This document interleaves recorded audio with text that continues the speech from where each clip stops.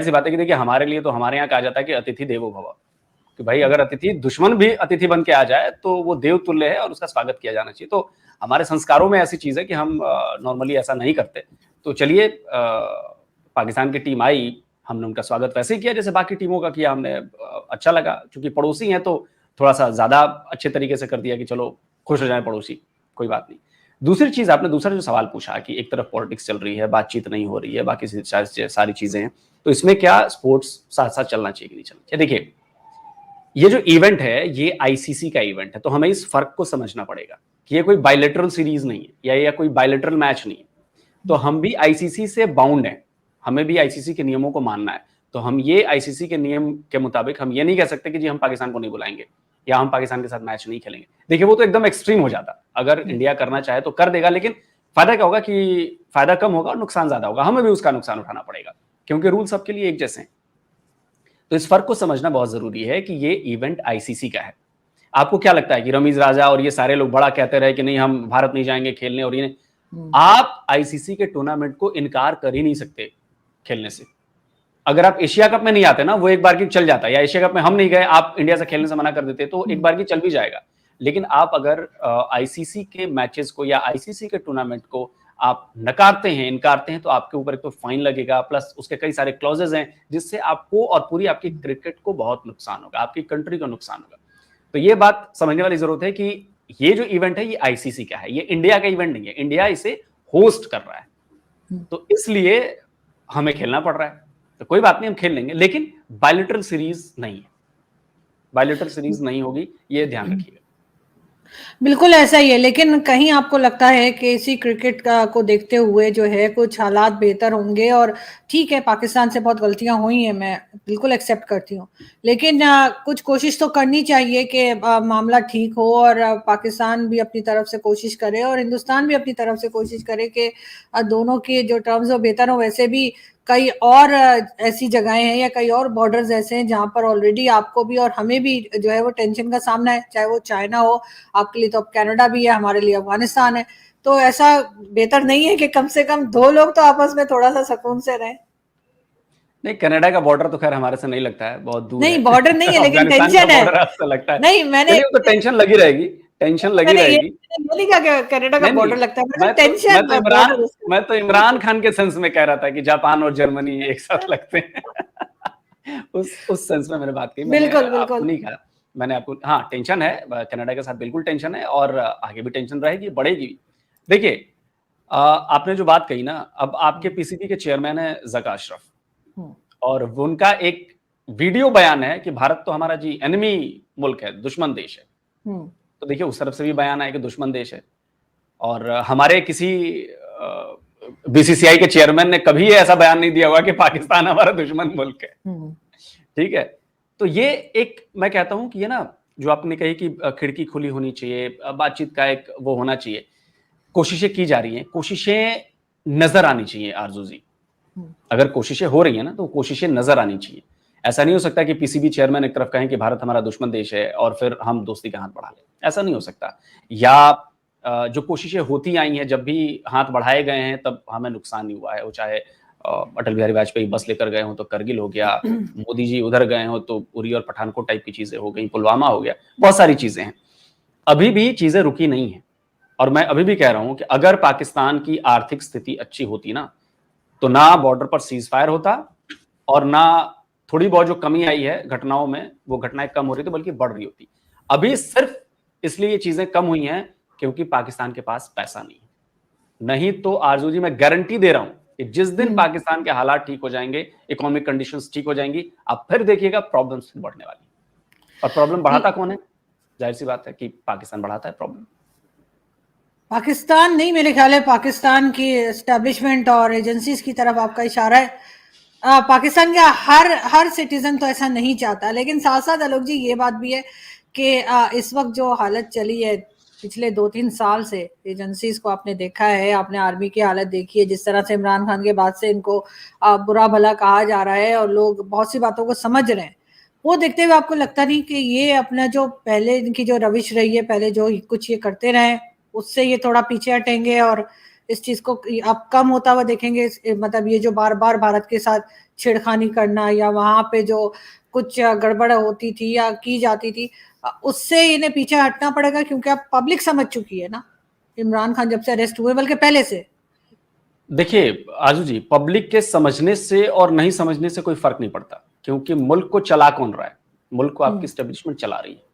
और मैं इस बात की गारंटी देता हूं इंडियन होने के नाते कि स्टेब्लिशमेंट अपना कंट्रोल कभी नहीं जाने देगी पूरे देश के ऊपर से, क्योंकि जिस दिन उसका कंट्रोल चला गया पाकिस्तान के ऊपर से, उस दिन स्टेब्लिशमेंट नहीं रह जाएगी। कितने लोग खिलाफ में हैं? 2-4 हजार, 10 हजार, 20 हजार, क्या फर्क पड़ता है उससे स्टेब्लिशमेंट को? वो अपना तरीका बदल देगी। जैसे इमरान खान को लेकर आई, लोगों को लगा कि नहीं यार इलेक्टेड पीएम है, लेकिन साबित हुआ सिलेक्टेड पीएम। तो बस तरीके बदल जाएंगे, कंट्रोल तो देखिए एस्टेब्लिशमेंट के हाथों में रहनी है। और इसकी वजह है आजू जी कि कंट्रोल क्यों है? क्योंकि 75 ईयर्स में जनता को अब लगा कि नहीं यार एस्टेब्लिशमेंट ये खेल कर रही है।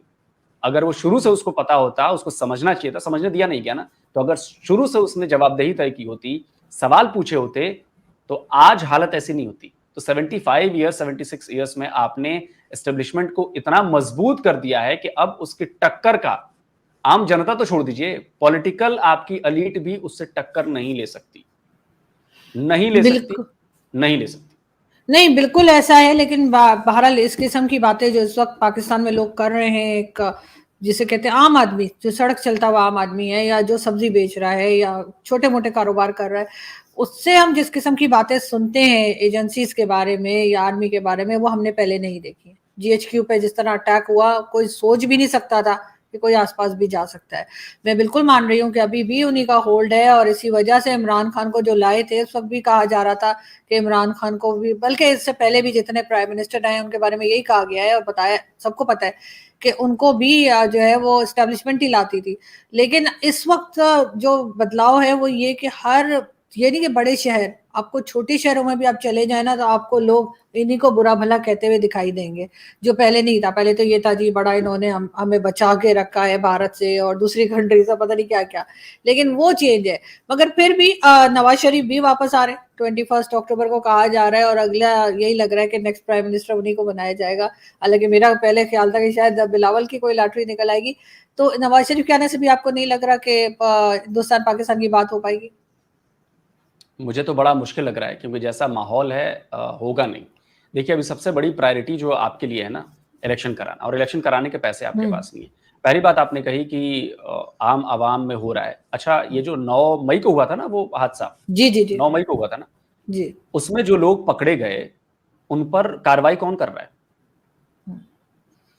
उन पे जाहिर है मिलिट्री कोर्ट्स में, मिलिट्री कोर्ट्स के, बिल्कुल मिलिट्री कोर्ट्स में हो रही है ना। तो आप इससे अंदाजा लगा सकती हैं कि आम आदमी तक ये मैसेज पहुंच गया है कि अगली बार अगर किया ना तो मिलिट्री कोर्ट और भी बहुत कुछ कर सकती है।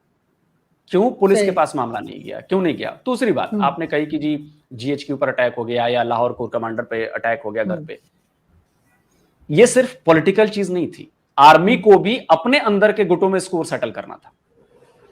नहीं तो आपको लगता है कि कोर कमांडर के घर पे जहां चिड़िया भी पर नहीं मार सकती, वहां पे एक 20 लोगों की, 50 लोगों की, 100 लोगों की भीड़ जो जाके अटैक कर देगी और पूरा घर जलाएगी। या जीएचक्यू, आप सोचिए जीएचक्यू पर 50, 100 लोग, 200 लोग, 500 लोग अटैक कर देंगे और जीएचक्यू अपने आप को डिफेंड नहीं कर सकता। ये स्कोर सेटल किया गया है। आर्मी के अंदर भी जो गुट बने हुए हैं, प्रो इमरान और एंटी इमरान, बदनामी किसकी हुई? इमरान खान की हुई ना, कि इमरान के समर्थक थे जिन्होंने जीएचक्यू पर भी हमला किया, कोर कमांडर के घर पर भी हमला किया। बदनामी इमरान की हुई। बिल्कुल। तो आपकी जो एस्टेब्लिशमेंट है वो तो यही चाहेगी ना कि एक मैसेज जाए कि देखो इन्होंने कराया, हम पाक साफ हैं, इन्होंने कराया। तो उसने इस इंसिडेंट से बहुत सारे स्कोर जो है वो सेटल किए हैं। और देखिएगा, मुझे नहीं लगता कि इमरान खान को किसी भी कीमत पर ये लोग इलेक्शन में शामिल होने देंगे। मुझे लग रहा है, मे बी क्या होगा मुझे नहीं पता, बट मैं देख रहा हूं कि ऐसा हो सकता है। और दूसरा, जब तक नवाज शरीफ है तब तक तो लाइन में रहना पड़ेगा हमारे, क्या नाम है उनका, बिलावल भुट्टो साहब। जय हिंद दोस्तों, स्वागत है आप सभी का हमारे चैनल पर। दोस्तों, पाकिस्तान की जो टीम है वो कल हैदराबाद पहुंच गई और हैदराबाद पहुंचने के बाद हैदराबाद की जो बिरयानी है उस पर टूट पड़े सारे के सारे खिलाड़ी। पीसीबी के चेयरमैन हैं, उन्होंने कहा कि भाई हमारे पास पैसा वैसा ज़्यादा था नहीं, जितना पैसा था हमने किराया भरकर पैसा उनको दे दिया है ताकि वो भारत चले जाएं। वहाँ पर भारत वैसे भी खातिरदारी के लिए तो बैठा है, क्योंकि पाकिस्तान को पता है कि भारत मानता है अतिथि देवो भव, मतलब अतिथि हमारा भगवान के समान होता है और जो खातिरदारी हमने करनी थी वो हमने की। एक शब्द का इस्तेमाल पीसीबी के जो चेयरमैन हैं उन्होंने कहा वो तकलीफ देने वाला हो सकता है और जिसकी वजह से उनके खुद के लोगों ने उनको गालियां भर भर के दी हैं, और वो शब्द ये था, उन्होंने बोला था दुश्मन मुल्क, कि हम अगर दुश्मन मुल्क भी जा रहे हैं तो खेलने के लिए जा रहे हैं। कुछ इस तरह का बयान उन्होंने दिया था। तो जाहिर सी बात है सर, आप अगर अपने बंदों को भेज रहे हैं खेलने के लिए, ठीक है, कम से कम तमीज़ तो सीखे कि किस तरह से उनकी आओ भगत यहाँ भारत में की गई है। ठीक है, जिस तरह का व्यवहार दूसरे खिलाड़ियों के साथ किया गया है उससे भी कहीं ना कहीं अच्छा व्यवहार पाकिस्तानियों के साथ किया गया है।